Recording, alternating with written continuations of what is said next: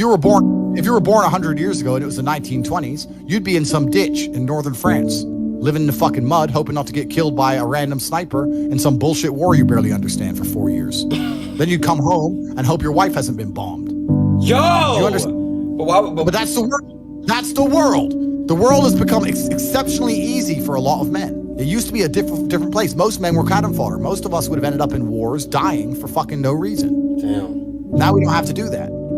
So because we don't have to do that, men think it's okay to just become comfortable now. You're not supposed to be comfortable. You were never evolved to be comfortable. You're supposed to be uncomfortable. Right. And if you make yourself uncomfortable constructively, it's very easy to be anything you want.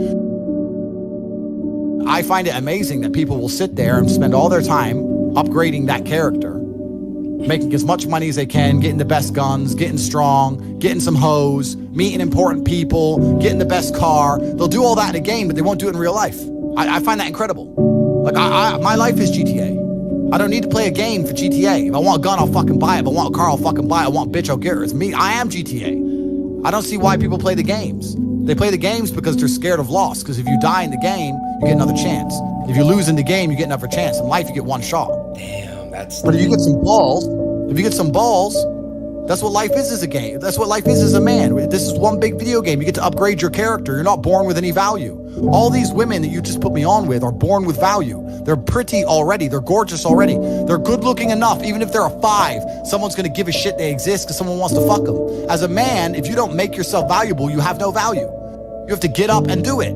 Just like a video game, you start with fucking 0. You have to decide if you want to complete it. You have to upgrade your character.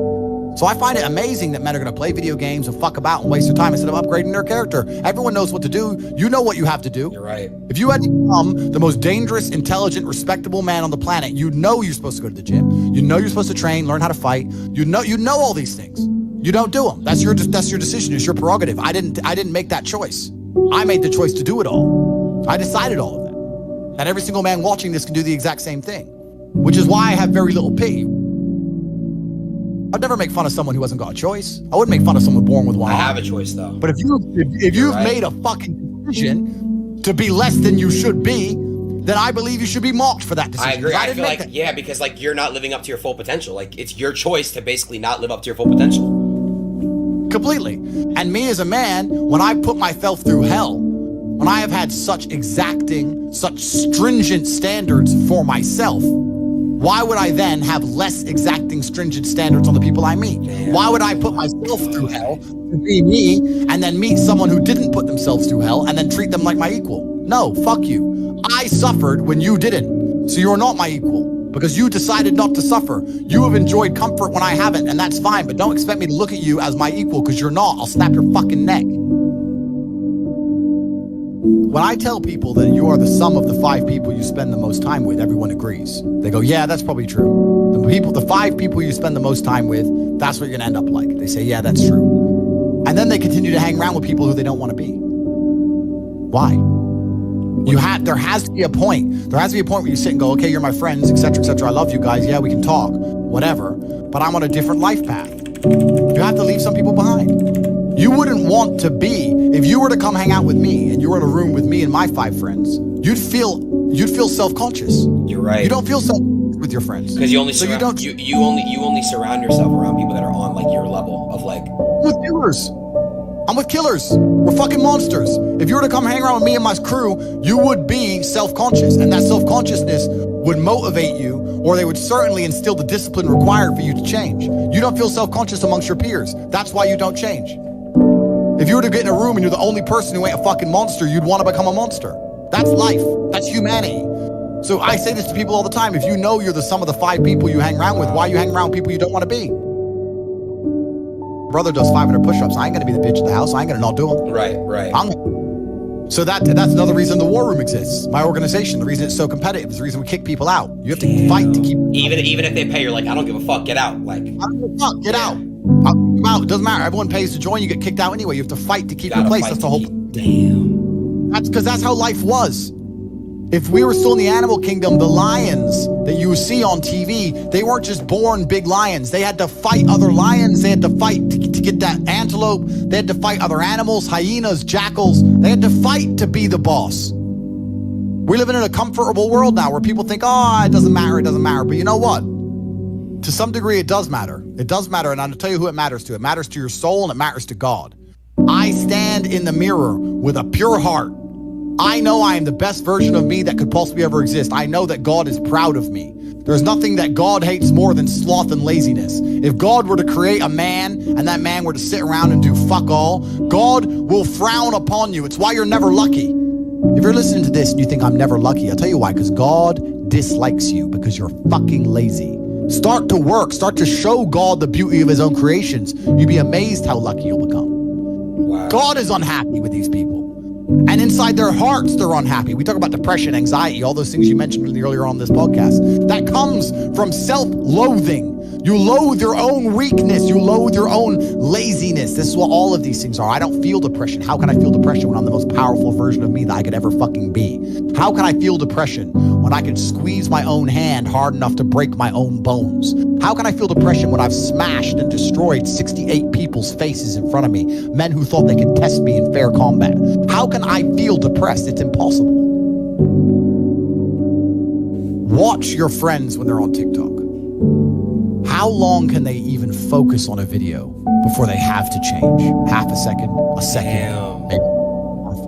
All of your minds are broken. You can't even focus on anything anymore. You're right. You are constantly distracted to the point where you can't even appreciate the good things in your life. You're distracted. Your minds are broken. You need to rewire your mind and resist the slave programming. How? They have I'll tell you how. First thing you have to do is identify it.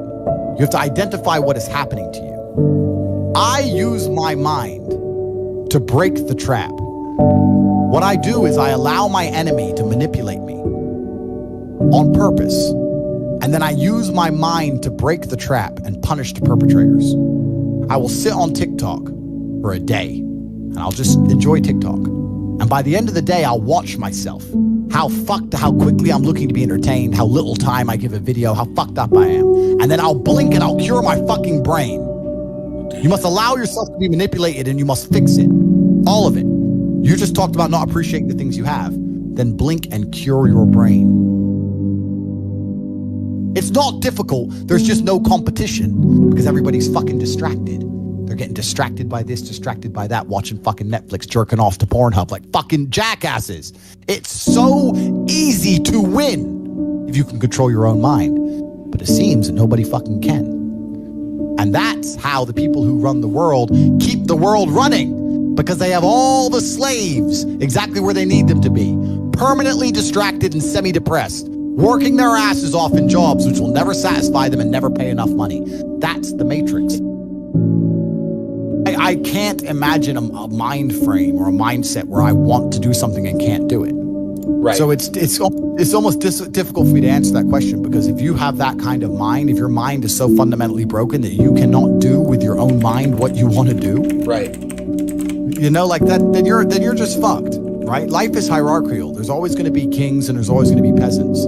If you have a mind that you can't control, then you're never going to be a king. You're going to be a peasant. That's your life. You have a peasant's life ahead of you, and that's your destiny. Enjoy, right? There's always been peasants. That's life. But I believe that the most important thing you can do as a man is to gain control of your mind. Once you have control of your mind, life is so ridiculously easy. It's so ridiculously easy. It's so easy to be in. People say to me, Tate, you're in good shape, but all you do is drink vodka and travel the world. You're never even home. You never even have a gym. How do you do it? It's ridiculously easy if you control your mind. If I decide to do 1,000 push-ups, I'll do them. Maybe I have to do them one at a time. Maybe I'll get tired. Maybe I need a break. I'm going to do 1,000 because I said I'm going to do 1,000. It's not fucking hard. Everyone knows what they're supposed to do. Once you control your mind, it's easy, right? Getting over a breakup with that bitch.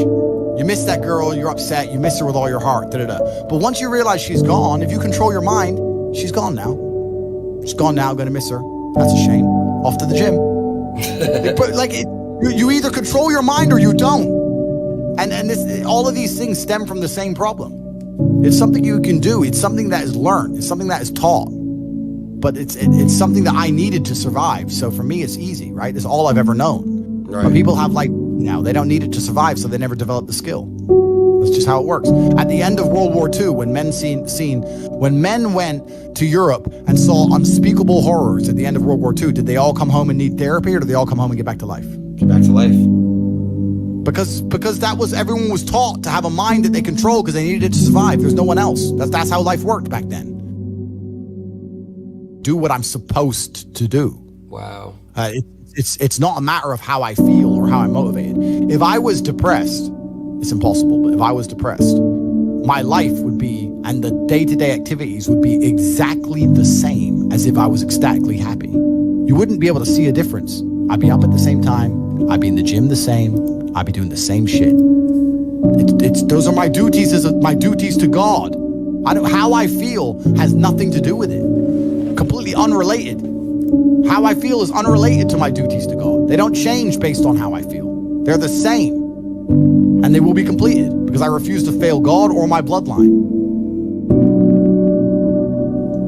You could take 150,000 of these people and travel back in time and stand them in front of their ancestors. And their ancestors who fought fucking saber-toothed tigers or escaped the Mongol hordes or managed to dodge bombs in the Second World War. All the shit they went through just for this fucking cretin to be born. And to look at him, look at who he is, listen to his life story, listen to what he does on a day-to-day basis, and they would feel nothing but fucking shame.